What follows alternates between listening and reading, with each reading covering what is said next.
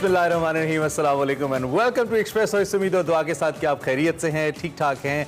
और हमारे साथ मौजूद हैं ये अरमला हसन और ये हैं हंसते मुस्कुराते इमरान हसन। और सोचते क्या हुआ आपको इतनी सुबह वक्त के बारे में सोचते हैं। भाई वक्त की मैनेजमेंट बड़ी जरूरी है जिंदगी में। वक्त गया तो सब गया। I mean time is money जिसने कहा था। सब जाए क्योंकि हमसे आजकल वक्त मैनेज नहीं हो रहा और इसका नुकसान हो जाता है समटाइम्स। लेकिन जी उम्मीद करते हैं आप बिल्कुल ठीक ठाक होंगे।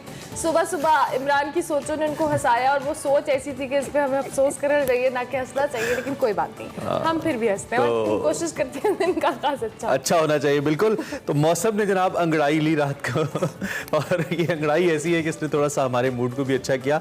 वैसे दिस वाज एक्चुअली कॉल्ड अंगड़ाई because I was sitting somewhere और अचानक से तेज़ हवाएं चलना शुरू हुई। लाहौर की बात कर रहा हूँ और वो हवाएं बड़ी ठंडी थी और एक लम्हे के लिए मुझे लगा कि ये थोड़ी देर के लिए और ख़त्म हो जाएगी। फिर उसके बाद साथ बारिश हुई तो बाकायदा ठंड का एहसास हुआ और मुझे जगह तब्दील करनी पड़ी। डोंट टेल मी कि आप अभी कहने वाले थे कि मुझे इस्लामाबाद का एहसास हुआ। लाहौर का वेदर इज लाइक दिस और ये वाला वेदर आपको यहाँ पर ही देखने को मिलता है कि सडनली बारिश स्टार्ट हो जाती है। कहीं दूर दूर तक आंधी तूफान का नामो निशान नहीं होता। एकदम से आंधी आई, कल तूफान आया, उसके बाद फिर बारिश शुरू हो गई। इसका लेकिन एक फायदा जरूर होगा कि स्मोक कम हो जाएगी थोड़ी। यस लेकिन स्टिल जी स्मॉग अभी भी कम उस तरह से नहीं है। आज भी अगर एयर क्वालिटी इंडेक्स की बात करें तो 170 है लाहौर का, जबकि कराची का 155 है। कंपैरेटिवली कल के कराची का जो एयर इंडेक्स था वो लाहौर से कहीं ज़्यादा था, यानी आलूदगी या स्मॉग का फैक्टर कराची के एटमॉस्फेयर में ज़्यादा था। लेकिन होपफुली इस बारिश से ये जो स्मॉग है ये कम होगी, क्योंकि माहिरीन खबरदार कर रहे हैं कि ऑब्वियसली हर साल ये स्मॉग आना शुरू हो गई है। इससे सेहत के ऊपर बहुत वर्स्ट इम्पैक्ट आता है। सो लिहाजा इसमें वैसे हमने आज अपनी शो में एक डॉक्टर को इन्वाइट किया हुआ है, उनसे हम बात भी करेंगे और आपकी तक जो मालूमात है वो भी पहुंचाएंगे। आज से थोड़े जंप लग रहे हैं पता। खैर इससे पहले कि हम बड़ी खबर की जानिब जाए, Pakistan versus Sri Lanka women Asia cup match हुआ और पाकिस्तानी टीम ने 5 विकेटों से श्रीलंका को भी हरा दिया। मतलब बांग्लादेश फिर इंडिया फिर श्रीलंका, मतलब दे आर अनस्टॉपेबल भाई। बहुत ही जबरदस्त। यहाँ पे जो बांग्लादेश में जारी विमेन एशिया कप है इसके ग्रुप मैचेस का मरहला मुकम्मल हो गया है और ग्रुप मैचेस के आखिरी रोज पाकिस्तान श्रीलंका का मैच था। जबरदस्त मुकाबला हुआ। श्रीलंका पहले खेली, 112 रन बनाए, कप्तान चिमारी ने 41 रन बनाए और पाकिस्तान की जानिब से उमैमा सुहेल ने शानदार बॉलिंग कराई और 5 विकेट्स हासिल की। और ये किसी भी फीमेल प्लेयर की जानिब से पाकिस्तान T20 की बेहतरीन बॉलिंग है जो कि उमैमा ने की है। बिल्कुल, कौमी टीम ने हदफ का ताकुब शुरू किया। मुनीबा अली 10, सिद्रा अमीन और बिस्मा मारूफ 13-13 रन बनाकर आउट हुई। निदा डार और आलिया रियाज ने मैच को श्रीलंका से छीनते हुए पाकिस्तान के हक में ले जाना शुरू किया और आलिया रियाज 20 रन बनाकर आउट हुई। आयशा नसीम ने 2 छक्के लगाकर कौमी टीम को कामयाबी दिलाई। तो ओवरऑल जो विमेन क्रिकेट टीम है इनकी परफॉर्मेंस बहुत जबरदस्त रही। इवेंट का जो सेमीफाइनल है पाकिस्तान और श्रीलंका के दरमियान ही खेला जाएगा। That's amazing। सबसे इंपॉर्टेंट बात है कि विमेन टीम और मेन टीम के अंदर सिर्फ कुछ 13 रन का फर्क है। हमने 130 बनाए पिछले मैच में हमने 130 बनाए थे और हमारी जो खवातीन खिलाड़ी है 117 बन। तो थोड़ा सा आसिफ खुशदिल तो रही हैं। खैर दीगर जो प्लेयर्स हैं हैदर हो गए। हमारी गर्ल्स को आप देखना पड़ेगा। नहीं बिल्कुल मैं तो कहता हूँ उनसे ज्यादा रन करें ताकि वो थोड़ा बेहतर खेलें। मैं तो ये चाहता हूँ। जी we hope for the best. ये टीम जो है कब भी जीत कर आए, हम दुआ करते हैं। हमारी विमेन टीम बड़ा अच्छा परफॉर्म करी, आगे बढ़ेंगे। हमारे पास बहुत कुछ है जिस पे हमने डिटेल में बात करनी है। आगाज में हम बात करें इकॉनमी में आज की बड़ी खबर।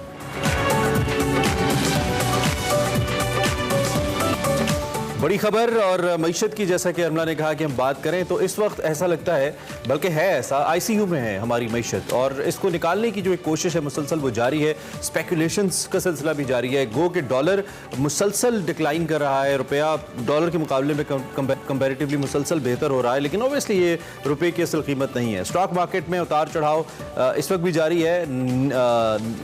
नए आने वाले वज़ीर ख़ज़ाना इसहाक डार साहब अपनी मुआशी टीम के साथ अमरीका पहुँचने वाले हैं। वो आलमी बैंक और IMF की जो सालाना इजलास है, जो क़यामी इजलास है, इसमें शिरकत करेंगे और सैलाब की तबाहकारियों के बायस जो मुकर्रर अहदाफ हैं इस पर भी नजर सानी और नरमी की दरख्वास्त करेंगे। और कल यूनाइटेड नेशंस में बाकायदा इस पर बात भी हुई थी कि पाकिस्तान समेत वो ममालिक जो कि इस वक्त रिसेशन का शिकार है उन्हें रिलीफ दिया जाना चाहिए। बिल्कुल, उन्हें दवा है कि इनको कामयाबी मिले और मुल्क की मैशत में कुछ बेहतरी आए। डॉलर का मुसलसल नीचे आना खुशाइंद है, लेकिन महंगाई का जो कह लें जोर हर गुजरते दिन के साथ बढ़ता चला जा रहा है। आटा हो, दालें हो, सब्जियां हो, इन सब की कीमतें बढ़ी हैं। अवाम महंगाई से परेशान है। ऐसा बहुत ज़्यादा होना शुरू हो गया है, चूँकि महंगाई बहुत ज़्यादा है, आमदनी कम हो रही है और बढ़ती महंगाई से गरीब के लिए जो चूल्हा जलाना है वो भी खासा मुश्किल हो गया है। जखीरा अंदोज दूसरी जानिब मनमानी अपनी कर रहे हैं, कोई पूछने वाला नहीं है। हुकूमत महंगाई कंट्रोल करने में नाकाम नजर आ रही है। सर्दियों में गैस का बहरान सर पर खड़ा है, गर्मियों में हमें बिजली का मसला रहता है।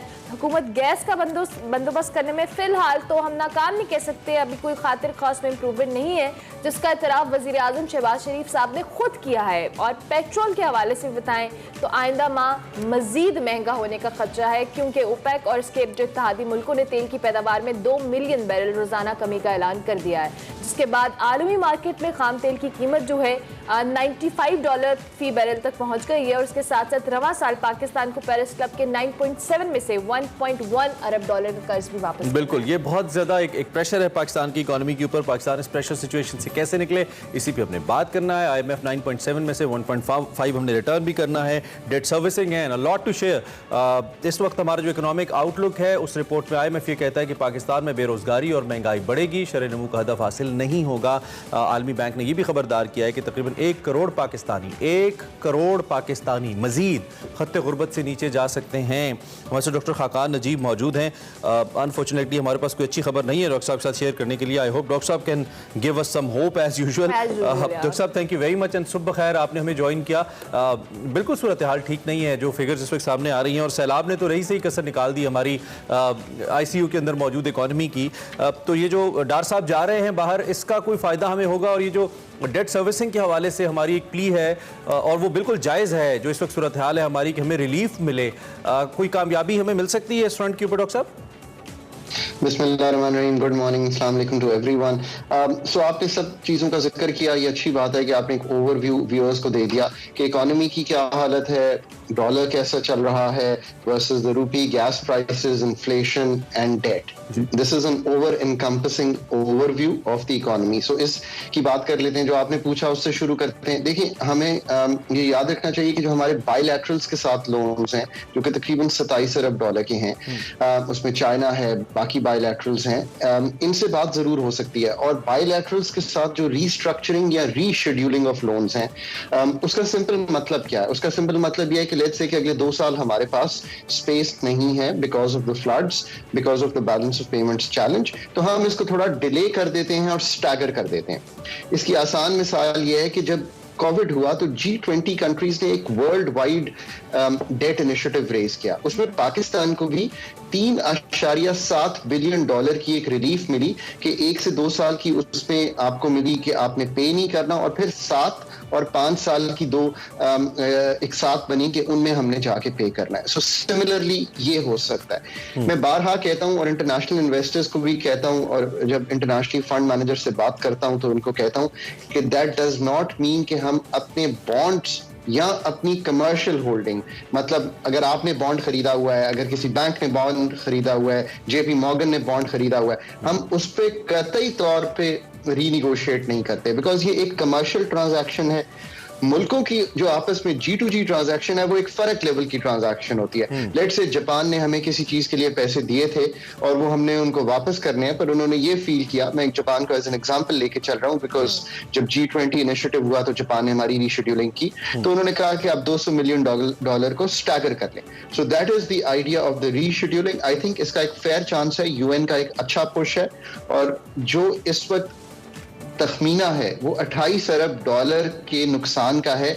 दो कल तक आपको इससे बेहतर तखमीना भी मिल जाएगा जो ज्यादा मुसद्दिक का होगा, बिकॉज कल शाम तक एक और DNA नीड्स असेसमेंट जो है पाकिस्तान की आ रही है। So that is the situation and I think we should avail this. ठीक हो गया। अच्छा डॉक्टर खाकान, दूसरी जानिब इसाक डार साहब जब आए तो कहा जा रहा था कि डॉलर की जो पाकिस्तानी रुपी है वो स्टेबल होगा। अब उनकी टीम जो है अमेरिका पहुंची है, IMF से मुज़ाकरात होंगे और आलमी बैंक से भी उनकी बातचीत होगी।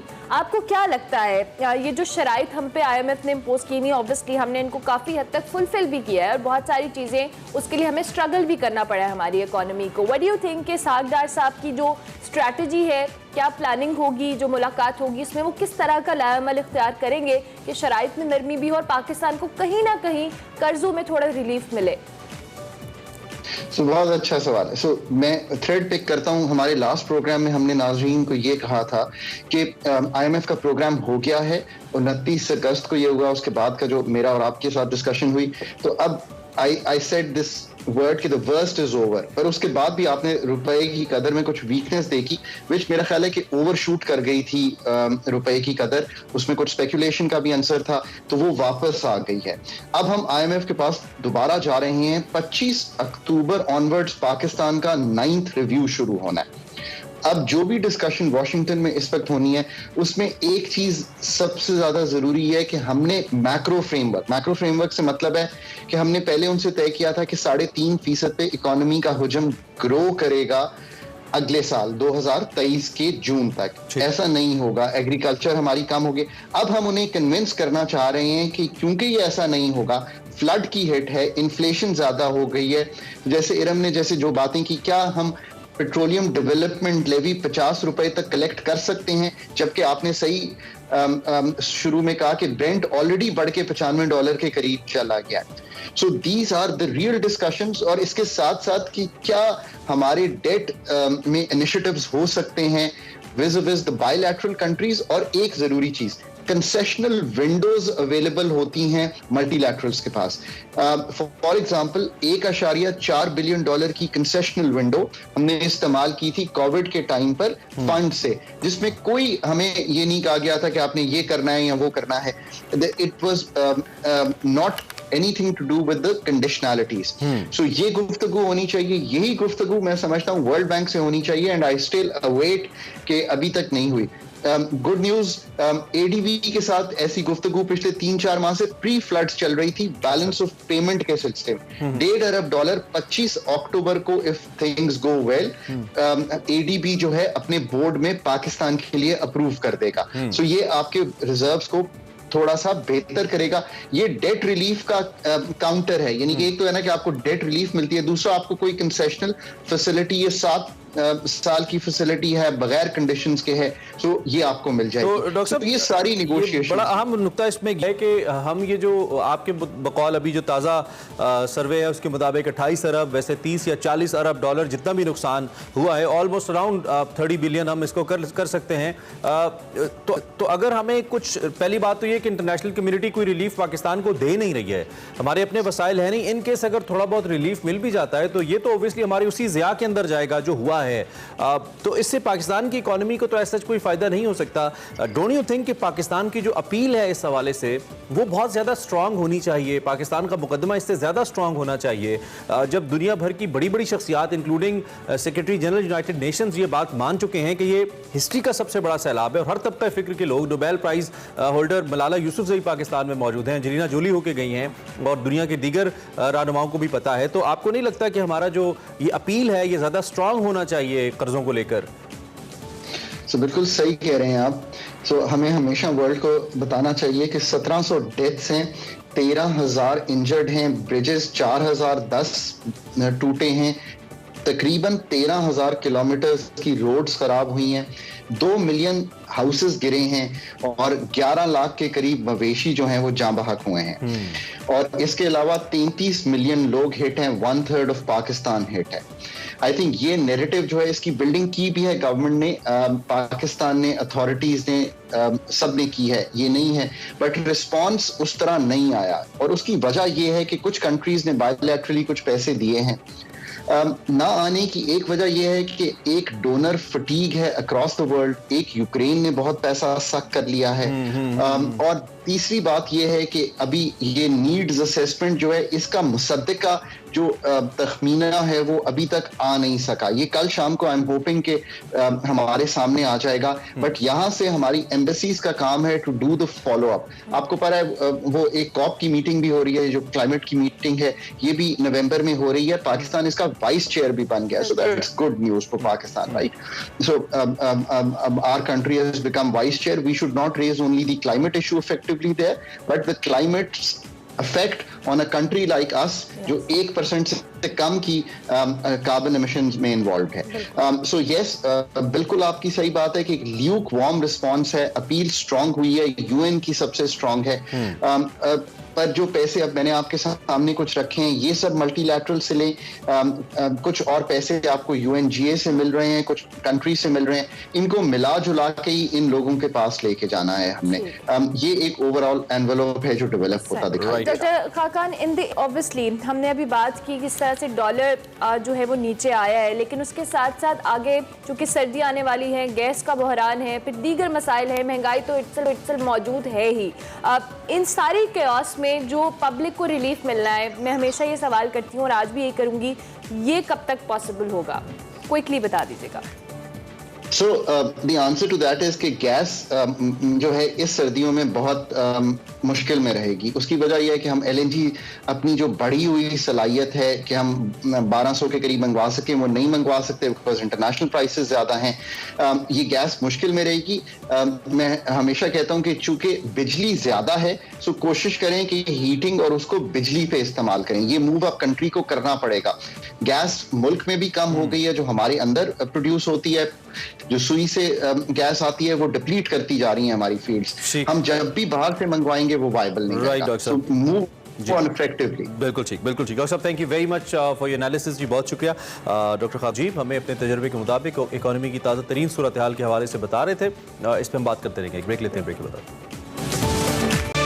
Welcome back. फ़िज़ाई आलूदगी के बारे में प्रोग्राम के आगाज़ में बात कर रहे थे। पाकिस्तान के बड़े शहरों में ये खतरे की घंटी बज रही है। सुबह भी अरमला ने आपको बताया, लाहौर और कराची सबसे ज़्यादा है। लाहौर इस ऑन 170 एयर इंडेक्स के अंदर आलूदा तरीन शहर है, पहले नंबर पे है। कराची का आज चौथा नंबर है। लेकिन ओवरऑल मुज़र सेहत यहाँ पे फ़िज़ा है एयर क्वालिटी इंडेक्स के मुताबिक 151 to 200 जो डिग्रीज़ है इस तक आलूदगी मुज़र सेहत है। और इस वक्त ये दोनों शहर ऑन द टॉप है इस लिस्ट के अंदर। इसमें नज़ला ज़ुकाम हो सकता है, वायरल डिजीज़ हो सकती हैं। इसी हवाले से हमने बात करनी है। प्रोफेसर मोहम्मद राशिद ज़िया साहब हमारे साथ मौजूद हैं, जो कि इसी हवाले से एक्सपर्ट हैं। उनसे बात करते हैं, उनसे पूछते हैं कि वो इस हवाले से हमें क्या गाइड कर सकते हैं। डॉक्टर साहब, thank you very much for your presence, for being here. सबसे पहले तो हमें इसकी वजूहात बताइए, ये क्यों होता है ये जो एयर क्वालिटी इंडेक्स है, और दूसरी बात ये कि इसका आम आदमी की सेहत पर क्या असर है इसके बढ़ जाने से। Thank you very much. ये मेरे ख्याल बहुत अच्छी कोशिश है अवेयरनेस की कि पॉल्यूशन भी एक बड़ा मसला है, बड़े शहरों का एक बड़ा मसला pollution, and it has been part of biggest cities in the world. Past में लंदन में, लॉस एंजलिस में ये मसला था, बट उन्होंने शुरू से ही इसको रोक दिया, इसको समझा और रोक दिया। अगर आप अवेयरनेस क्रिएट करेंगे जहाँ से ये ओरिजिन हो रही पोल्यूशन, तो हम certainly nip the evil and the bud कर सकते हैं। ठीक है। और इसके लिए सब ने हैंड इन हैंड करना है। हुकूमत अकेली नहीं कर सकती। It should be number 1 priority. आप इसकी जो सख्ती या इसकी सबसे ज़्यादा कॉम्प्लिकेशन यहाँ से देखिए कि लाइफ एक्सपेक्टेंसी सीरियसली जियोपर्डाइज हो जाती है, लोअर हो जाती है। ठीक है।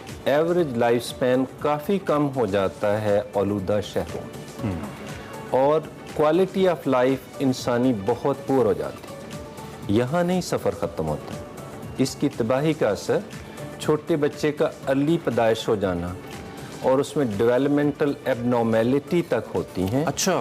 कैंसर तक काजेशन होती है। दुनिया में ऐसे भी ममालिक हैं, वर्ल्ड हेल्थ ऑर्गेनाइजेशन की रिपोर्ट है जिसकी एवरेज लाइफ स्पैन आज के दिन में 45 ईयर्स है। और आज के दिन में ही दुनिया में ऐसे खूबसूरत आबादियाँ भी हैं, इंसानी लिविंग की जगह है जहाँ 90 ईयर्स क्रॉस हो रही है। इसका मतलब कि इंसान ने अपनी आबादियों को लिमिट करना है। पॉल्यूशन जो सबसे ज़्यादा हमारी व्हीकल से, हमारी इंडस्ट्री से, हम जो बाहर जलाते हैं चीज़ें, ये आउटडोर पॉल्यूशन है। ये एक बड़ा मसला है।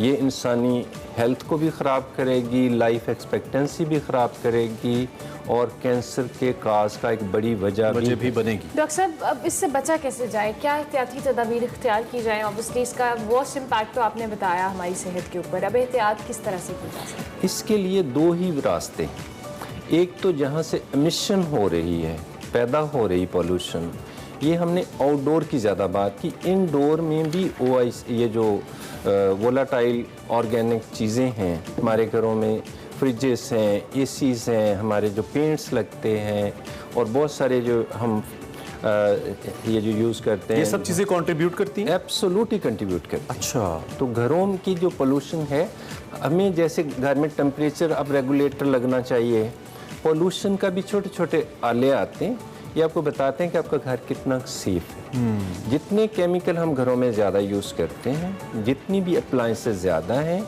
ये वहाँ से ज़्यादा मिश्रण। लेकिन डॉक्टर साहब ये ज़रूरत भी तो है ना, हम इसके बगैर रह भी तो नहीं सकते। या तो गांव में चले जाएं, बहुत ही नेचुरल लाइफ। नो, इसका हल मौजूद है। ठीक है, आपके पास एयर प्योरीफायर मौजूद है, आपके एसी में हेपा फिल्टर्स लग जाते हैं, जहाँ पे मसले हैं उसका हल भी मौजूद है। ठीक है। जितने भी जनरेटर्स हैं, ये खुद एक बहुत बड़ी वजह है।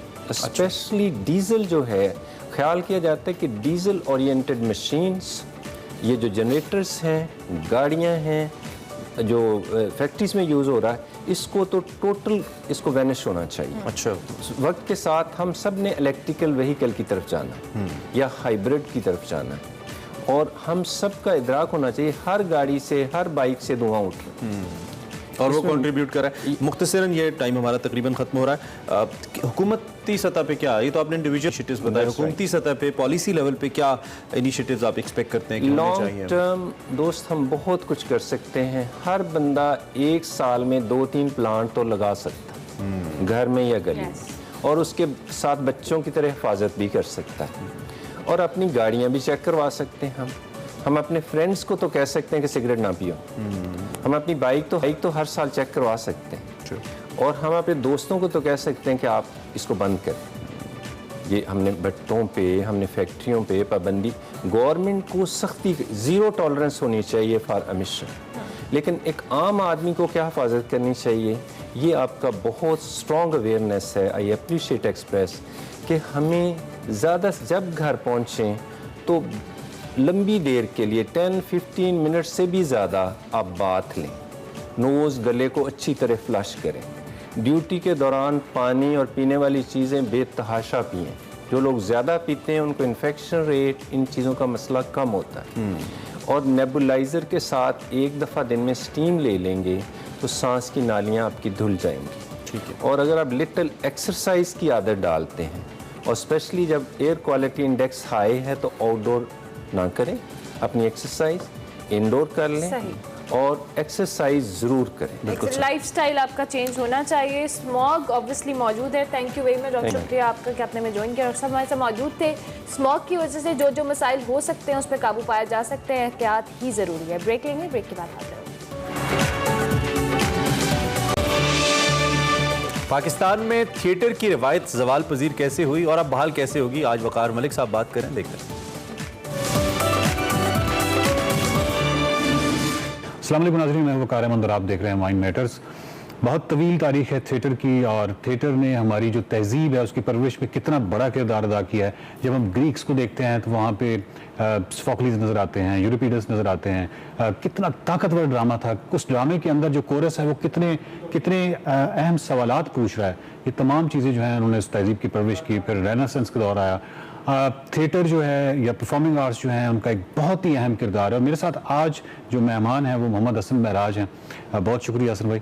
सबसे पहले तो ये है कि आपके साथ रेल की सीटी, बहुत कमाल किताब आपकी गई, यानी पहली सक्सेस। दूसरी फिर आपका जो ड्रामा था पिंडी साजिश केस, जी कमाल गया। फिर अब जो ड्रामा है आर्टिकल 25-2 वो बहुत अच्छा गया, क्योंकि उसमें से एक में तो मैं खुद गया गुजरावाला में, और जिस तरह का क्राउड था मैं आपको बता नहीं सकता। और फिर जो थिएटर में जो परफॉर्मेंस थी उसका जो रद्द-ए-अमल आ रहा था क्राउड से, यानी वो समझ रहे थे और बहुत ही ज़बरदस्त था। तो आप मुझे ये बताइए कि इस ड्रामे पे बात तो यकीनन हम करेंगे, लेकिन अभी ओवरऑल जनरली हमारे दोस्त हैं तैमूर रहमान, आप जानते हैं, लाल बैंड, तो उनको अमूमन कहा जाता है कि गीतों से भी कभी इनकलाब आता है। तो मैं आपसे यही सवाल पूछूँ कि थिएटर से भी कभी इनकलाब आता है? अच्छा, थिएटर से इनकलाब तो नहीं आता, लेकिन फिर बात यह है कि इनकलाब किसी एक चीज़ से नहीं आता। ठीक है। जिस तरह थिएटर एक हाईली कोलैबोरेटिव मीडियम है, इसमें कल ही मैं किसी को बता रहा था कि अगर ऑडियंस में से एक आदमी अचानक उसकी शुगर डाउन हो जाती है और वो जेब से चिप्स का पैकेट निकाल के चिप्स खाना शुरू कर देता है, तो जो आसपास 6-7-10 लोग बैठे हुए हैं उनका भी वो एक्सपीरियंस ऑल्टर होता है। सो जितना अहम ये है कि मंच पे जो लोग परफॉर्म कर रहे हैं, उतना ही अहम ये है कि जो लोग उनको देख रहे हैं, जो नाजरीन हैं उनके, वो भी इस पूरे तजर्बे में बराबर के शरीक होते हैं। इनकलाब जो है वो कोई एक वाक़या नहीं है, वो उसके पीछे एक अपनी तारीख़ होती है, कोई जबर कहीं हो रहा होता है, कहीं नाइंसाफ़ी होती है, उसके बाद कोई एक छोटा सा वाक़या होता है, लोगों को ये लगता है कि ये एक छोटा सा वाक़या था जिसकी वजह से ये पूरा टिप ऑफ हुआ। लेकिन मतलब बज़ाहिर हमने ईरान में भी अभी देखा है वो जो पूरी वेव चल रही है, या भगत सिंह जो थे उनका जो टर्निंग पॉइंट लाला लाजपत राय का वो एक छोटा सा वाक़या, अपेरेंटली छोटा सा वाक़या, मतलब पुलिस लाठी चार्ज कर रही थी उस दिन, लेकिन लाला लाजपत राय को लाठी लग गई, वो उनका इंतकाल हो गया और वहाँ से फिर एक आज हमारे पास इनकलाब का एक आइकॉनोग्राफी जो है उसमें भगत सिंह मौजूद हैं। सो होते एक वाक़यात का पूरा एक मोज़ेक होता है जिसमें से एक रंग या एक स्ट्रोक या एक आवाज़ या एक तान या एक ताल जो है वो थिएटर है। बल्कि इसी से आपने क्योंकि भगत सिंह का जिक्र किया तो अगले एक महीने में एक नावल आने वाला है Bhagat Singh, written by Mustansar Hussain Tarar, Punjabi language में। और वो क्योंकि मैं गवाह हूँ कि जिस तरीके से उन्होंने पूरा वो उनके गांव में कई दफ़ा गए, यहाँ पे जहाँ पे रहते थे, जहाँ पे फुटस्टेप्स पर उन्होंने बड़ा फॉलो किया है उस उम्र में और बड़ी बड़ी मेहनत से वो लिखा। अच्छा, ये जो इटालियन रेनेसेंस है, यानी हम जब देखते हैं कि पूरी यूरोप की आपने पूरे इनकलाब ही आया ना, मतलब पूरी सोच में फिक्र में इनकलाब आ गया, उस फिक्र और सोच के इनकलाब के जो सोते हैं वो हमें फूटते हुए दिखाई देते हैं इटालियन रेनेसेंस से। और उसके बाद उसके अंदर जो आर्ट की और थिएटर की इतनी ताकतवर तहरीक है, तो मतलब मेरे भी कहने का मतलब ये है कि अचानक तो कुछ नहीं होगा, बट ये आपकी जो स्ट्रगल है ये बड़ी कमाल है। जहाँ पे हमारे यहाँ थिएटर जो है वो बिल्कुल रुबे ज़वाल है और बहुत अरसे से, वहाँ पे आप इतना सीरियस थिएटर लेके आ गए, वो पॉलिटिकल, तो वो कैसा रिस्पॉन्स इस सवाल से रहा? अच्छा, आप चूँकि आप हमेशा की तरह आप चूँकि एक माहिर नफ्सियात हैं और आपकी हर गुफ्तगू में कई तरह के हवाले और कई रेफरेंसिंग है। सो सबसे पहले तो जो आपने बात की है थिएटर की, मैं आपको एक छोटा सा वाक़या सुनाना चाहूँगा। गुजरांवाला में हम कर रहे थे रावलपिंडी साजिश केस, एक अहम सरकारी शख्सियत को, ज़ाहिर है आपने जब कहीं जाना है तो हम उन साहब के दफ्तर गए, जैसे सरकारी दफ्तर होते हैं, उनको कहा हमने कि जी हम ये खेल कर रहे हैं। उन्होंने बड़ी बेनियाजी से पूछा कि किसके बारे में है ये खेल, तो उन्हें बताया गया कि सर ये फैज़ अहमद फैज़ के बारे में है। उन्होंने बहुत सादगी से पूछा, फैज़ साहब आप भी आ रहे हैं?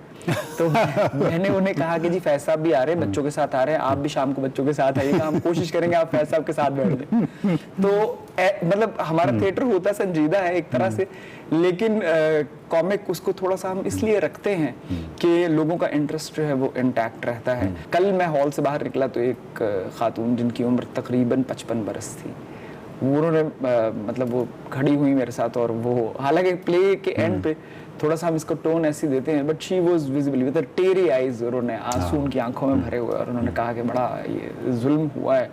लेकिन ये पूरी बात एक पॉजिटिविटी का मैसेज है, कम से कम जुल्म जो है उसका इदराक हो रहा है। और फिर ये नहीं है कि ये बात हतमी है।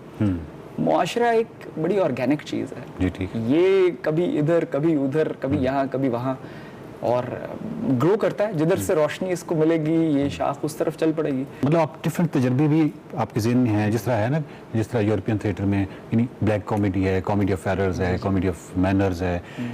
आपने बेसिकली बात पहुंचानी है, ऐसे पहुंचानी है कि किसी को प्रॉब्लम भी ना हो और बात जो है वो ऑडियंस तक पहुंच जाए। क्योंकि मैंने जो आपका ड्रामा देखा तो मुझे खुशी इस बात की थी कि आपकी कुछ लाइनें ऐसी थी जो बहुत गहरी थी, लेकिन जितनी लाइन यानी उसके अंदर गहराई थी उसकी मीनिंग में, तो उतना ही रिस्पॉन्स आ रहा था आपकी ऑडियंस से, बहुत भरपूर, और वो बहुत बड़ा मजमा था। तो इस हवाले से हम यानी एक नतीजे पे तो पहुंच सकते हैं कि जी वो हमारा जनरली कहा जाता है कि अवाम इन बातों को कहाँ समझती है। वो आपके थिएटर में तो मैंने देखा है अपोजिट था। ये जो बात है कि अवाम इन बातों को कहाँ समझती है, मैं इससे इत्तेफाक नहीं करता। अवाम इस बात को, अवाम इनको कैसे समझते हैं? क्योंकि वजाहत मसूद साहब अगर देख रहे हुए तो देखिए अवाम का मोनस इस्तेमाल नहीं कर सकते। तो ठीक है, आप वो उसमें ये है कि इतने ज़्यादा शेड हैं। एक तो इतना हॉल के अंदर जो लोग बैठे हैं, हम कोशिश ये भी करते हैं कि किसी एक एज रेंज में या किसी एक सोशियो इकोनॉमिक बैकग्राउंड में हम कैद ना होकर रह जाएं। हम उन लोगों को भी इनवाइट करते हैं, बुलाते हैं कि लोग, फिर ये ज़ाहिर है वो मेडिटेटेड सा होता है सिलसिला। तो हर आदमी एक ऐसी बात सुन के जाए जो उसके साथ रहे। फिर बहुत सी बातें ऐसी हैं जो सुनने में सादा लगती हैं, लेकिन उनका बोझ ढोना बहुत मुश्किल है। आप ये देखिए कि जो बात घर में बेटे की बर्तरी से शुरू होती है वो मुआशरे में राय की महरूमी तक जाती है। वाह वाह वाह। जो आगा अशर के ड्रामों की रवायत थी हमारे यहाँ, मतलब बरसगीर में ड्रामा तो बहुत, थिएटर बहुत ही कमाल रहा है ना, फिर वो पता नहीं क्या हुआ, इतनी बड़ी रवायत जो है वो इस तरह ज़वाल पजीर हुई। अब आपको कोई थोड़ा सा है कि ये दोबारा से रिवाइवल इसका हो सकता है थिएटर की इस रवायत का? जी बिल्कुल हो सकता है, और ये होगा बिकॉज हर वक्त में कोई ना कोई एक आदमी या एक गिरोह या एक ग्रुप ऑफ पीपल ऐसा होता है जो ये देख रहा होता है कि ये जो चीज़ इग्नोर हुई है या निगलेक्ट हुई है इसको कैसे रिवाइव किया जाए। ठीक। अब ये बहस बिल्कुल उससे अलग है कि वो रिवाइवल में उस चीज़ का बेड़ा गर्क करते हैं या उस चीज़ को दोबारा एक नई जॉनरा में ले आते हैं। मेरी जो अपनी इंस्पिरेशन है वो थोड़ा सा मिक्स्ड बैग है। आपने जिक्र किया इटालियन थिएटर का, तो वहाँ डारिये फे का जो एक डेथ ऑफ एन आर्टिस्ट उनका प्ले है, उसमें जो साउंड बोर्ड है या जो वोकल है जो वो कहना चाह रहा है वो कैसे कहता है। अब वो आपने देखा होगा साजिश में एक बच्चा है जो कि सारी बातें कह जाता है। सब कॉन्टिनेंट का जो थिएटर था उसमें जो एक फ्यूजन क्रिएट हुआ, ये पारसी थिएटर जब मिलता है जाके क्लासिक ब्रिटिश परफॉर्मेंसेस या उनके ये जब शेक्सपियर के प्लेज जो हैं वो यहाँ पे परफॉर्म होना शुरू होते हैं और ये सोहराब मोदी वगैरह ये अभी फिल्म बनाने से पहले ये थिएटर कर रहे हैं, ये बुनियादी तौर पे सारी थिएट्रिकल कंपनीज थी। जी बिल्कुल ठीक। तो वहाँ से ये आगे फिल्म की तरफ के, तो वो जो कर रहे थे वो इनको कंटेम्परराइज कर रहे थे। मिसाल के तौर पे वो रासलीला को मतलब और तरीके से कर रहे थे, या वो शकुंतला को और तरीके से परफॉर्म कर रहे थे। यहूदी की लड़की भी बुनियादी तौर पे एक खेल था जो बाद में फिल्म के तौर पे सामने आया, और ये सिलसिला वहाँ रुका नहीं है। ये अफजाल अहमद जो थे जो कि तमसील थिएटर में एक चादर मैलिसी का किया। इवन मैं आपको अगर ये कहूँ कि पंजाबी ड्रामा जो जुगत की वजह से काफ़ी मशहूर है और अब एक और जॉनरा में चला गया है, उसमें भी आप शर्तिया मिट्ठे उठा के देखें। हाँ जी बिल्कुल ठीक है, एक लाइन ऐसी है। नहीं वो तो तमाम उनके जितने परफॉर्मर्स हैं उनकी ज़हानत में तो कोई शक ही नहीं है। ज़हानत में कोई शक। जो आदमी जुगत का इस्तेमाल कर रहा होता है वो there is a certain depth to it, it's not ऐसी बात नहीं है। लेकिन वो चूंकि हम और लेंस से देख रहे होते हैं और हमारी दानिश भी कहीं ना कहीं जाके मुस्तार ली गई होती है, तो इसलिए हम उस चीज़ को एक वो गेज हमारा या वो लेंस हमारा थोड़ा सा वो है सबाल्टर्न टाइप है। तो ये बहुत शुक्रिया हसन मराज साहब। बात यह है कि हमारी जो थिएटर्स की जो बिल्डिंग्स जहाँ पे ये ड्रामा परफॉर्म होता है, हम बिल्कुल भूल गए थे कि कितना अच्छा जो कंटेंट है, कितना खूबसूरत जो आप फ़िलासफ़ी पे बात कर सकते हैं, आप पॉलिटिकल फ़िलासफ़ी पे बात कर सकते हैं, आप बहुत संजीदा और बहुत अच्छे पैराए में उसमें परफॉर्मेंसेज हो सकती हैं। ये तमाम चीज़ें हम भूल गए थे। पिछले कोई 15-20 साल से हम कुछ हमारा जो ट्रैक है वो कुछ इधर उधर हो गया। लेकिन अब जिस तरह हसन मराज साहब का ये जो 2 ड्रामे एक के बाद दीगरे लगे और उनको जिस तरह पजीराई मिली, तो मुझे पूरा यकीन है कि इसका एक रिवाइवल जो है थिएटर का वो ज़रूर होगा। देखते रहिए mind matters. Welcome back to Expresso. Program के दूसरे हिस्से में आपको खुशामदीद कहेंगे और अब बारी हमारे सेगमेंट मेरा पाकिस्तान की, जिसमें अफेरा फैज़ आज हमें सैर करवा रही हैं तहजीब व सकाफत के गहवारा अलहमरा आर्ट्स काउंसिल लाहौर की। देखते हैं क्या देखा आज के सेगमेंट मेरे पाकिस्तान।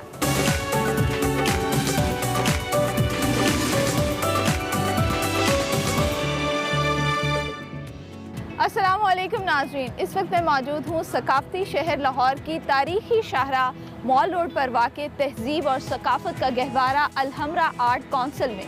नाज़रीन, यहाँ पर म्यूज़िक सिखाया जाता है, डांस सिखाया जाता है, पेंटिंग ड्राइंग के अलावा बहुत सी और एक्टिविटीज़ हैं जो यहाँ पर आने वाले नौजवानों को सिखाई जाती हैं।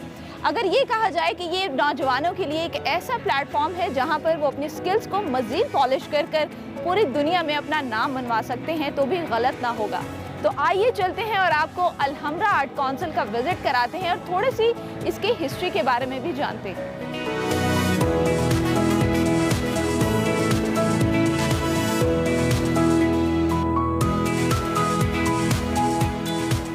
अस्सलाम वालेकुम सर, कैसे हैं आप? मैं बिल्कुल ठीक, थैंक यू वेरी मच। वालेकुम अस्सलाम। नाज़रीन, इस वक्त हमारे साथ मौजूद हैं जुल्फ़कार अली जुल्फ़ी साहब, एग्जीक्यूटिव डायरेक्टर हैं अलहमरा आर्ट काउंसिल के। सर, आज हम दोनों मिलकर अलहमरा आर्ट काउंसिल को एक्सप्लोर करेंगे। Most welcome. सर, सबसे मुझे ज्यादा अट्रैक्ट जो है ना, ये मेरे लेफ्ट साइड पे गैलरी कर रही है और ये बहुत ज्यादा डेकोरेट भी हुई है, तो अंदर चलते हैं और देखते हैं इसमें जी क्या प्लीज। सर बहुत खूबसूरत ये डेकोरेट हुआ। No doubt. ये देखें, ये पूरी जो एक वॉल है, ये बहुत हम दिल से इसको डेकोर करते हैं। और इसमें जो ये आर्टिस्ट हैं जिन्होंने ये मोहम्मद सल्लल्लाहु अलैहि वसल्लम लिखा है, ये पाकिस्तान के काफ़ी फेमस आर्टिस्ट हैं, उस्ताद इरफान कुरैशी। मुझे ये बताएं, यहाँ पे जो पेंटिंग्स लगी हैं ये कौन कौन से आर्टिस्ट की हैं? एक्चुअली ये पूरे पाकिस्तान के जो फेमस कैलीग्राफी करने वाले लोग हैं, मास्टर्स और उनके जूनियर्स, उनका काम है। कोई 300 आर्टिस्ट का 500 पेंटिंग्स हैं। तो सर अभी हम कहाँ पे जाने वाले हैं? नेक्स्ट कौन सी जगह? मैं चाहूँगा कि आप हमारा जो एक अदबी बैठक है वहाँ विजिट करें। आए प्लीज़।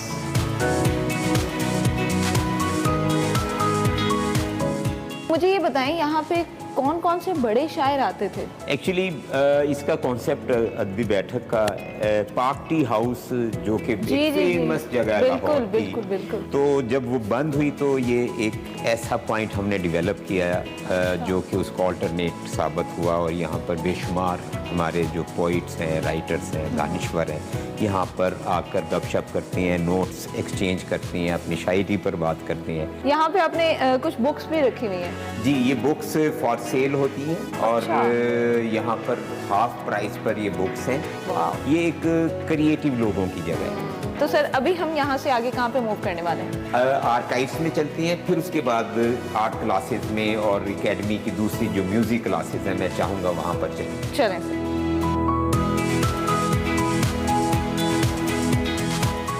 और ये है हमारा लाइब्रेरी सेक्शन। यहाँ पर मुख्तलिफ कॉलेजेस से स्टूडेंट्स आकर लाइब्रेरीज में जो भी हमारा रेफरेंस के लिए बुक्स हैं, रिसर्च के लिए यहाँ पर बेशुमार मटेरियल है, आर्ट पर, म्यूज़िक पर, तो थिएटर पर, फिल्म पर, और जर्नल बुक्स भी हैं। ठीक है सर, तो मुझे ये बताएं, यहाँ पे कोई मेंबरशिप है या कोई भी आ सकता है? कोई भी आ सकता है। अच्छा। मैं आपको बल्कि क्लियर कर दूं, अलहमरा आर्ट सेंटर के जितने भी प्रोग्राम्स होते हैं उसमें कोई भी आ सकता है। ठीक हो गया। तो सर यहाँ की टाइमिंग क्या होती है लाइब्रेरी की? 9 to 5।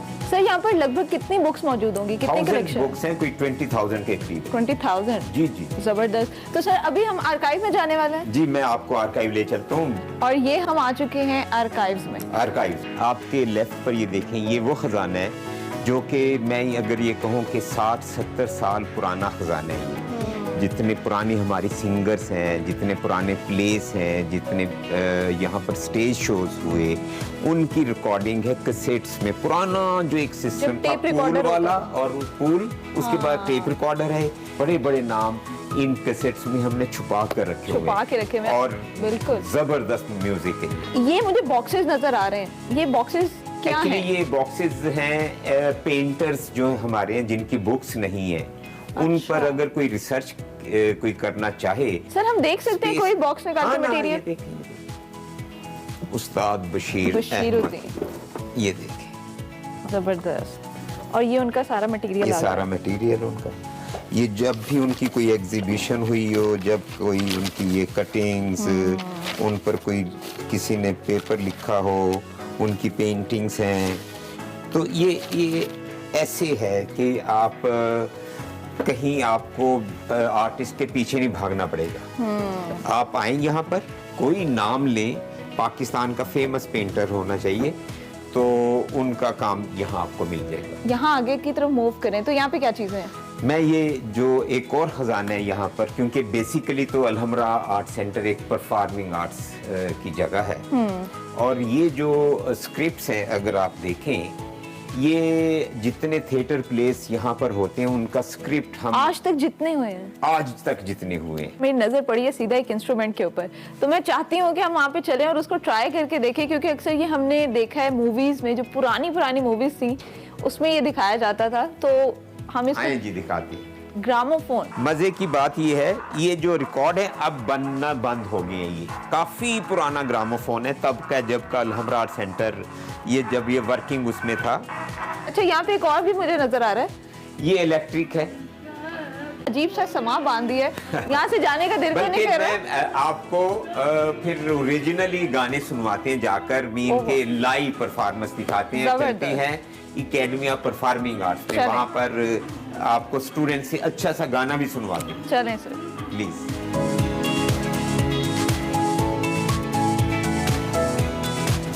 ये एकेडमी है, Alhamra academy of performing arts. अच्छा। और यहाँ पर म्यूजिक की क्लासेस होती हैं, instrumental music like sitar, guitar, flute, tabla, violin, keyboard, harmonium. तो सर अंदर चले, मेरा ख्याल है अंदर कहीं क्लास भी हो रही जी है। Please please.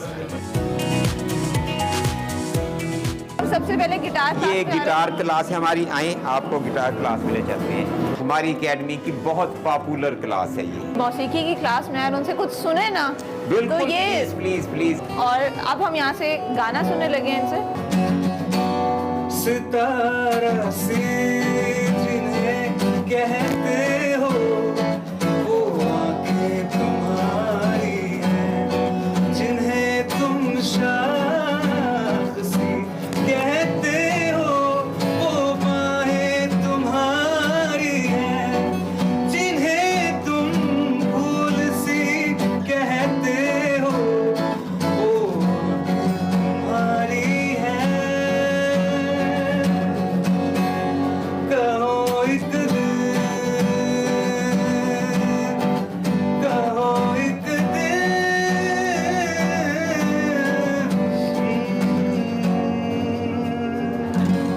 जबरदस्त, वेरी गुड वेरी गुड। अब हम कहाँ पे जाने वाले हैं? आपको हम हारमोनियम क्लास में ले चलते चलें। आए। नहीं व्यूअर्स, इस टाइम हम हारमोनियम की क्लास में मौजूद हैं। और सर मुझे बताइएगा, यहाँ पे जो उस्ताद जी हैं उनके बारे में थोड़ा सा बताएं, क्योंकि आप बड़ी इंटरेस्टिंग इन्फॉर्मेशन मुझे दे रहे थे उनके लिए। एक्चुअली उस्ताद हुसैन बख्श गुल्लू इस बर्रे सगीर की दो बड़ी आवाजें हैं, मैडम अच्छा। नूरजहां और मैडम लता जी। वो इनको अपना उस्ताद और गुरु मानती थी। अरे वाह, इनके जबरदस्त। चरणों में बैठती थी। तो कुछ अगर आप यहाँ पर अभी कुछ सुर बिखेर दें हमारे नाजरीन के लिए। जी कोई गल जिंदगी जिंदगी जिंदगी जिंदगी वाह, वाह, वाह। जिंदगी हाँ। जिंदगी जिंदगी जिंदगी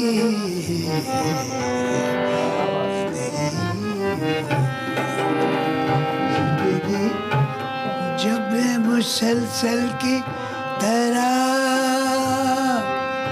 घाटी है, जाने किस जुर्म की पाई है सजा याद जाने किस जुर्म, जाने किस जुर्म पाई है सजा याद। ओके, वाह जी वाह, चलो माशाल्लाह उस्ताद जी।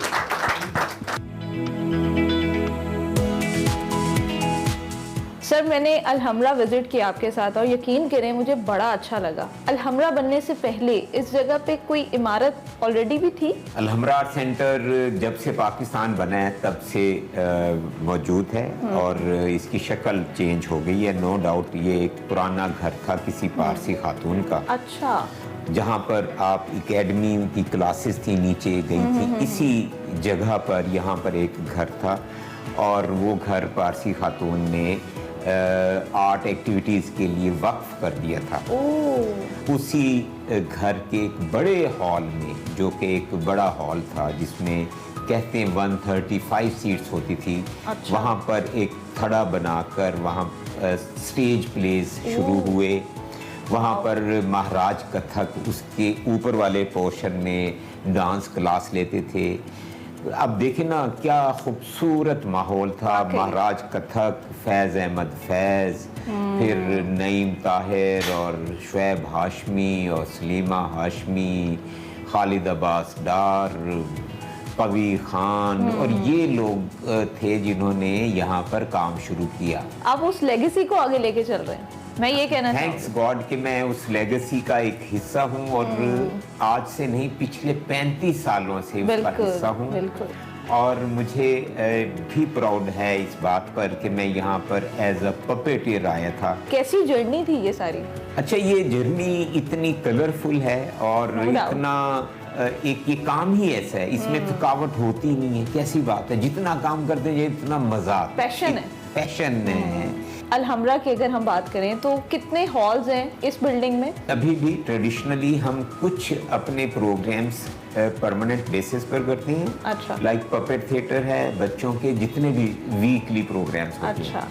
और इसके जो हॉल्स हैं वो यहाँ पर 3 हॉल्स हैं। एक हॉल नंबर 4 जो कि पपेट थिएटर है, अच्छा। उसकी 135 है। एक बहुत बड़ी आर्ट गैलरी है जो कि मैं तो कहूँगा पंजाब की सबसे बड़ी या पाकिस्तान की बहुत बड़ी गैलरी है जो कि लाहौर आर्ट सेंटर में मौजूद है। तो सर मुझे ये बताएं कि अगर कोई भी स्टूडेंट यहाँ पर आना चाहता है, क्लासेस लेना चाहता है, तो उसका क्या प्रोसीजर होता है? जब भी किसी को शक होता है कि वो अच्छा गा सकता है, अच्छा। अच्छी ड्राइंग कर सकता है, अच्छा डांस कर सकता है, अच्छा कोई इंस्ट्रूमेंट बजा सकता है, तो वो यहाँ लैंड करके आता है और 1000 रुपया देकर वो फीस जमा करवा कर और यहाँ एडमिशन उसका कभी भी ले सकते हैं, किसी भी दिन। और एज रिस्ट्रिक्शन भी किसी किस्म की नहीं है? कोई एज नहीं है। ये है कि हाथ चलते हो, हाँ। चाहे वो बच्चा हो चाहे बूढ़ा हो, बस। क्लासेस की टाइमिंग्स की बात करें तो क्या क्या टाइमिंग्स हैं यहाँ पे? सर्दियों में थोड़ा अर्ली हो जाता है 3 to 5 और गर्मियों में 4 to 6 होता है। सर फ्यूचर में आप फन के फरोग के लिए कौन कौन से इकदामात करेंगे?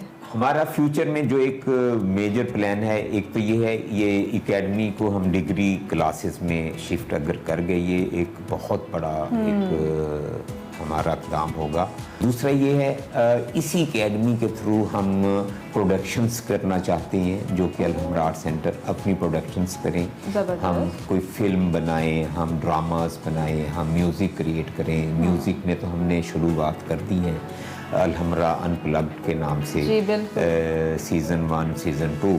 सो इंशाल्लाह इन फ्यूचर हमारा काम ही प्रोडक्शंस हैं, हमारा काम ही परफॉर्मेंस बेस्ड है। Thank you so much sir for your time, और बड़ा अच्छा लगा आज का दिन आपके साथ गुजार कर और अलहमरा का विजिट कर। Thank you so much. Welcome जी।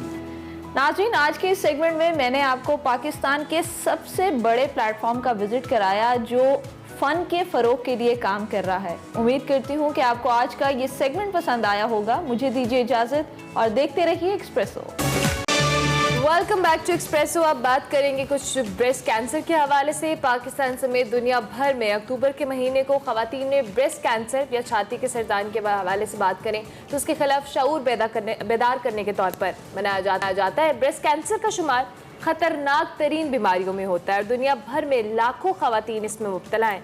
पाकिस्तान की अगर हम बात करें, हर साल 90,000 खवातीन इस बीमारी में मुब्तला हो जाती हैं, जिसमें तकरीबन 50,000 खवातीन मौत के मुंह में जाती हैं। लेकिन सवाल यहाँ पर यही पैदा होता है कि ब्रेस्ट कैंसर बेसिकली है क्या, किस तरह से लाहक होता है, कौन कौन सी वजूहात हैं और किस तरह से इसको ट्रीट किया जा सकता है। इसकी स्टेजेस के हवाले से भी हम बात करेंगे और इसकी प्रिवेंशन क्या हो सकती है और सबसे बढ़कर अवेयरनेस होना कितना ज़रूरी है और पाकिस्तान में इस हवाले से कितनी आगाही है। बिल्कुल, इसी हवाले से हमारे साथ डॉक्टर जुबैदा काजी मौजूद हैं। ये प्रेसिडेंट हैं पिंक पाकिस्तान की और मुख्तलिफ औकात के ऊपर आप इनको देखते भी रहते हैं। हमने भी सोचा कि आज इनसे एक नशिस्त की जाए और बात की जाए। Doctor Zubaida, thank you very much for your precious time and for being here. इस सबसे पहले तो आप अपनी ऑर्गेनाइजेशन के हवाले से भी कुछ नई डेवलपमेंट्स हैं आपकी एप्लीकेशन को लेकर, आपके अगले फेज़ को लेकर, इस बारे में भी बताइए। एंड विद दैट किस हद तक हम अवेयर कर पाए हैं अब तक ब्रेस्ट कैंसर के हवाले से पाकिस्तान की खवातीन को?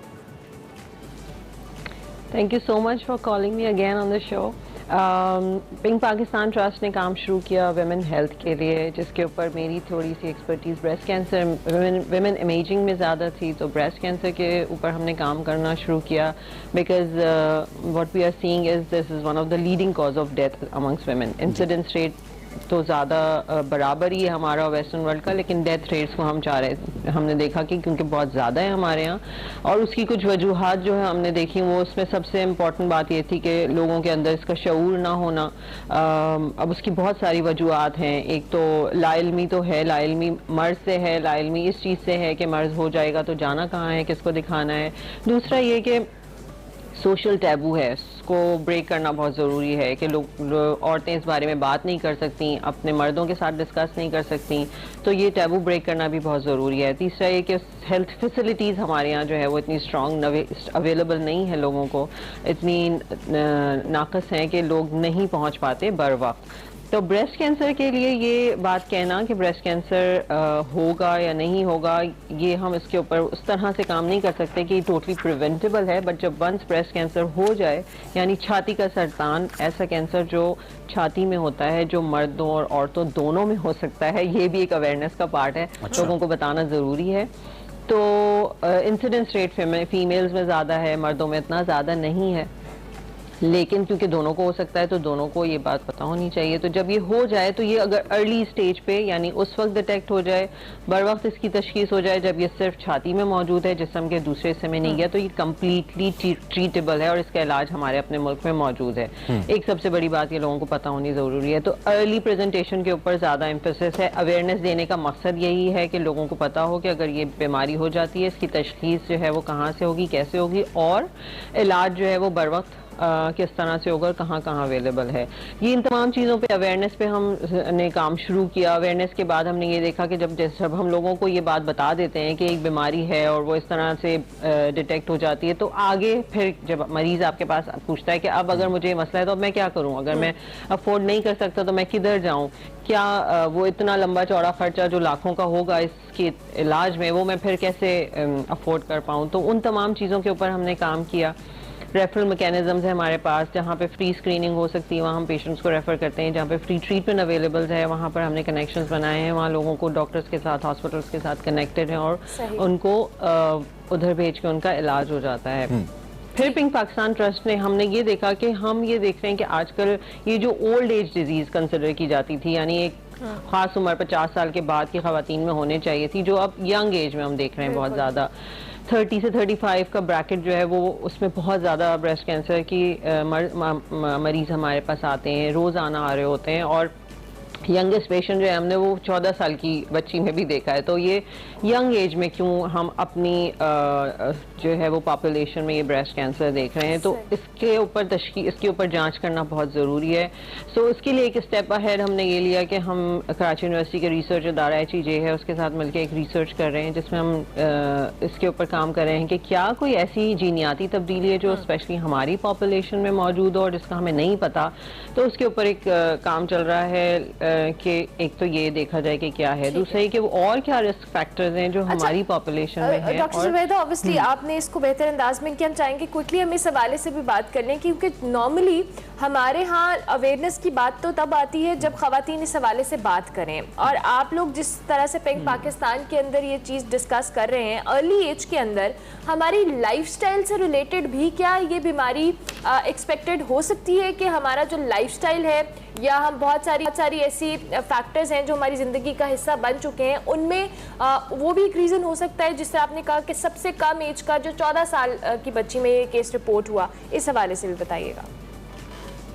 जी बिल्कुल, दिस इज़ वेरी इंपॉर्टेंट लोगों को ये जानना कि जहाँ पे बहुत सारे दूसरे फैक्टर हैं जो कि सब जानते हैं कि फैमिली में है या जेनेटिक म्यूटेशन है, जल्दी शादी का ना होना, देर से बच्चे के पैदा होना, इसके अलावा लाइफस्टाइल का बहुत इंपॉर्टेंट रोल है जिसके ऊपर काफ़ी तहकीक भी की जा रही है और बहुत सारी तहकीक की भी जा चुकी है कि लाइफस्टाइल इन चीज़ों में कैसे अपना रोल प्ले करता है। जैसे कि बाकी डिजीज़ में हम कहते हैं कि हार्ट डिजीज़ हैं, उसके लिए कोलेस्ट्रॉल, ब्लड प्रेशर, उन सब के लिए आपको आप एक्सरसाइज करें, अपनी डाइट का ख्याल रखें। तो ये दोनों चीज़ें लाइफस्टाइल में हर डिजीज़ के लिए उतनी इंपॉर्टेंट हैं। तो ब्रेस्ट कैंसर में भी स्पेशली देखा गया है कि अगर वो लोग जिनकी ज़िंदगी में वर्जिश का बाकायदा जो है वो होती है, वो करते हैं, तो उससे उसका अच्छा खासा गहरा ताल्लुक है, उससे इंसिडेंस या रिस्क फैक्टर काफ़ी कम हो जाता है।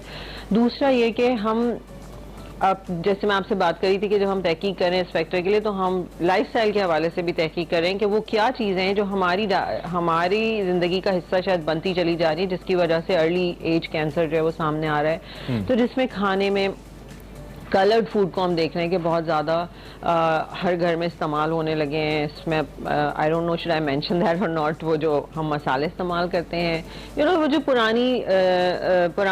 हमारी जो ख़वातीन का तरीका था कि ऑर्गेनिक की तरफ से हम बिल्कुल हट गए हैं, तो इन ऑर्गेनिक पे जा रहे हैं। केन फूड, प्रोसेस्ड फूड, डब्बे की यू नो बनी बनाई चीज़ें, रेडीमेड चीज़ों के ऊपर हमारा ज़्यादा एम्फेसिस हो गया, बिकॉज जिंदगी बहुत तेज हो गई है, लोगों के पास वक्त नहीं रहा है, हालात ऐसे हैं कि Dr. Zubaida, we got to know male female को जॉब करनी है। पिंक पाकिस्तान जो है काफ़ी इनिशिएटिव्स ले रहा है, कुछ रिसेंट इनिशिएटिव्स आपने अपनी ऐप की सूरत में, कुछ इवेंट्स की सूरत में आपने लिए हैं in last 40 seconds, if you could let us know about it. जी बिल्कुल, मोबाइल ऐप जो हमारी पिंक पाकिस्तान के नाम से exclusively for the breast cancer, जो उस पर सब कुछ मौजूद है self examination, doctor consultation and all, उसके ऊपर हम डेटा जमा करना शुरू करें ताकि हम अपनी पॉपुलेशन का असली डेटा ब्रेस्ट कैंसर के हवाले से पता चले। और इसी हवाले से हम pink tabor breast cancer awareness ride है जो 16 तारीख को संडे के दिन है, जो खवातीन और मर्द दोनों उसमें शामिल होंगे और उससे हम लोगों को, उसके थ्रू हम लोगों को सेहत की एक एक्टिविटी के थ्रू अवेयर करना चाहेंगे कि ब्रेस्ट कैंसर क्या है। राइट डॉक्टर साहब, thank you very much doctor Zubaida, बहुत शुक्रिया। और आपके इस इनिशिएटिव के हवाले से भी वी रियली अप्रिशिएट, क्योंकि हमारे यहाँ पाकिस्तान में खवातीन को स्पेसिफिकली और मर्दों को भी इस हवाले से अवेयरनेस की ज़रूरत है और अक्टूबर का महीना भी इसी हवाले से मनसा जाता है। अभी हम एक ब्रेक लेंगे, ब्रेक के बाद हाजिर होंगे, आप देखते रहिए Expresso. Welcome back to Expresso. अब बात कर लेते हैं कुछ स्पोर्ट्स के हवाले से। कतर में जारी चौथे street child football world cup की बात करते हैं, जिसके ज़बरदस्त मुकाबले जारी हैं। कौमी टीम ने गुज़िश्ता रोज़ सूडान के खिलाफ अपना इफ्तिताही मैच खेला, जिसमें उन्होंने कामयाबी हासिल की। चौथा street child football world cup है, 8 अक्टूबर से 15 अक्टूबर के दरमियान कतर में खेला जा रहा है। और आपको ये भी मालूम है कि कतर में फुटबॉल का फीफा वर्ल्ड कप भी होने वाला है। इस टूर्नामेंट में जी गर्ल्स और बॉयज़ के अलग-अलग मुकाबले होंगे। पाकिस्तान समेत 24 ममालिक ऐसे हैं जिनकी 28 टीम्स इसमें हिस्सा ले रही हैं, ताहम पाकिस्तान की लड़कियों की टीम अनफॉर्चुनेटली इसके अंदर शामिल नहीं है। बिल्कुल, स्ट्रीट चाइल्ड वर्ल्ड कप जो फुटबॉल वर्ल्ड कप है उसका सिलसिला 2010 में जनूबी अफ्रीका से शुरू हुआ था, जिसमें ब्राज़ील में 2014 में ब्राज़ील में खेले गए थे, जबकि दूसरे वर्ल्ड कप में पाकिस्तानी टीम पहली मरतबा शामिल हुई थी और तीसरी पोजीशन भी अपने नाम की थी। 2018 में रूस में खेले गए तीसरे वर्ल्ड कप में पाकिस्तानी टीम फाइनल तक पहुंची थी और फाइनल मैच में उज़्बेकिस्तान की टीम से शिकस्त का सामना करना पड़ा था। इस वक्त कौमी टीम के खिलाड़ी हमारे साथ मौजूद हैं, all the way from Qatar हमें ज्वाइन कर रहे हैं, उनको हम खुश आमदीद कहेंगे। हमारे साथ मोहम्मद अली होंगे और असद नासिर होंगे, दोनों को हम खुश आमदीद कहते हैं। Thank you very much Asad Ali, बहुत शुक्रिया आप दोनों का। सबसे पहले तो अपने इस जो कहने स्पोर्ट के हवाले से ऑब्वियसली आप लोगों ने जो मुकाबले में पार्टिसिपेट कर रहे हैं, कैसा लग रहा है पाकिस्तान को रिप्रेजेंट करके? बहुत अच्छा लग रहा है पाकिस्तान की तरफ से खेलने मिलने में। हमारी बचपन से ख्वाब थी कि एक बार पाकिस्तान का शर्ट पहन ले, एक बार कलर ले पाकिस्तान का, और अपने मुल्क के लिए खेलना बहुत बड़ी फख्र की बात होती है। यकीनी तौर पे इसमें कोई शक नहीं है, मुल्क के लिए खेलना बहुत फ़ख्र की बात है। सब मैं आपसे जो इसका नाम है street child football world cup, इसमें और आम फुटबॉल में क्या डिफरेंस है, ये हमें बताइए।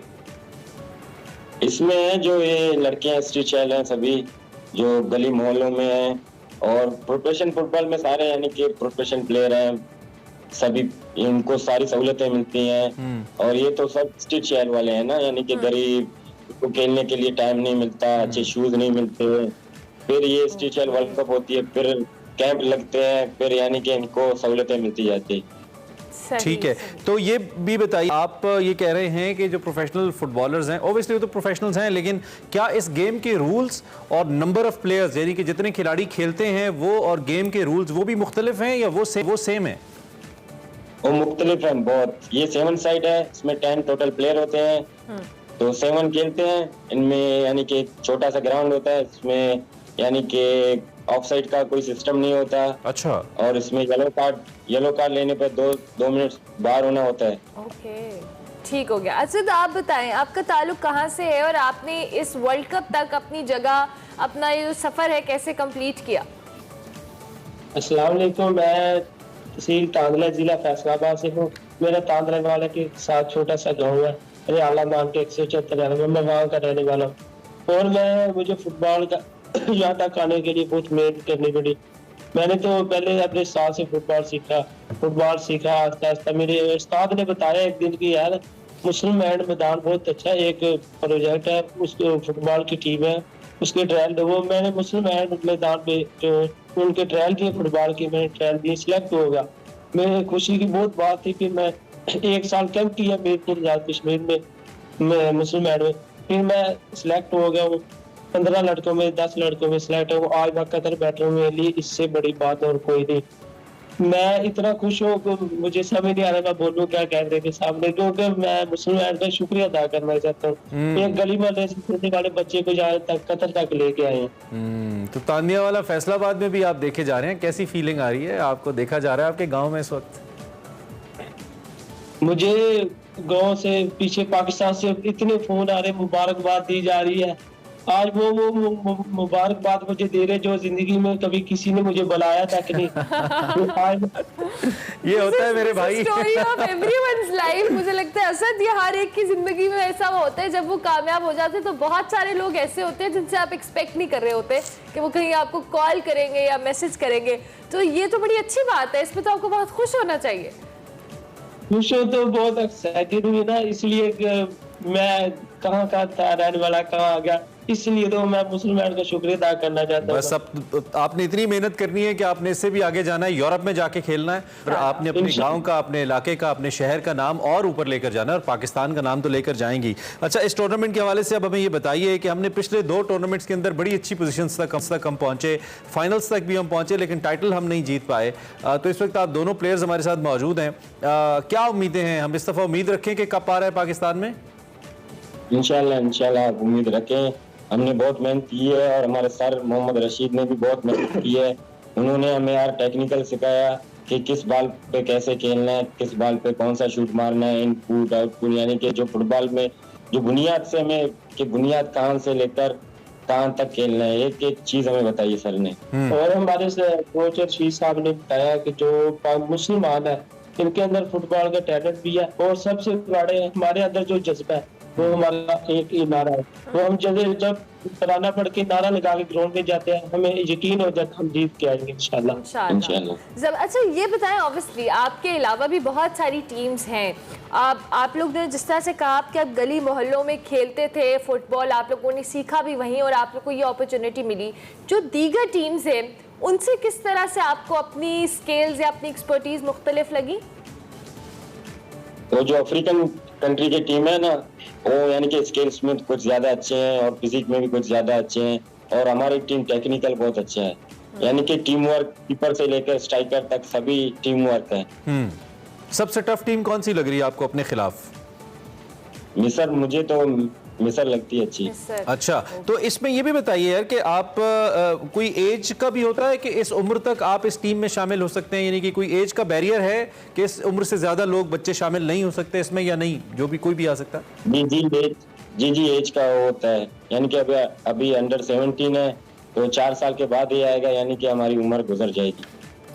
Asad and Ali, thank you very much यार, बहुत शुक्रिया, आपसे बात करके हमें बड़ा अच्छा लगा। आप तो एक्साइटेड हैं ही, हम आपको देख के बहुत एक्साइटेड हैं। अल्लाह करे आप टूर्नामेंट भी जीतें और आगे बढ़ते रहें और जो भी ऑर्गेनाइजेशन या इंडिविजुअल्स आपको सपोर्ट करके यहाँ तक लेकर आए हैं वो भी उतने ही खिराज तहसीन के मुस्तहिक हैं जो स्ट्रीट चाइल्ड फुटबॉल के अंदर पाकिस्तान का झंडा भी लेकर गए। आई होप कि टाइटल भी जीतेंगे। क्योंकि फुटबॉल के अंदर पाकिस्तान की रिप्रेजेंटेशन बहुत कम थी, लेकिन स्टिल अगर इस तरह के टूर्नामेंट्स के अंदर पाकिस्तानी टीम्स जा रही हैं और खेल रही हैं और अच्छा परफॉर्म कर रही है, इससे फख्र की बात और क्या हो सकती है। अभी हम ब्रेक लेंगे, ब्रेक के बाद हाजिर।